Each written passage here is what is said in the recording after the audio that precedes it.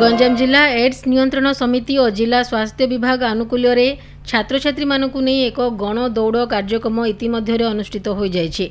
Medical परिसर नुआ bus stand पर्यंत एपरी गण दौड़ आयोजित होता। एथिरे गंजाम जिला मुख्य चिकित्साधिकारी डॉक्टर सुशांत कुमार नायक उद्घाटक रूपे जोग देथिबा बेले सम्मानित अतिथि भाव नोडाल अधिकारी अवनी पात्र, डॉक्टर जगदीश पात्र, राजेन्द्र महाराणा, डॉक्टर संतोष कुमार राजू प्रमुख उपस्थित थिले। शेष में कामना रंजन पंडा धन्यवाद अर्पण करथिले।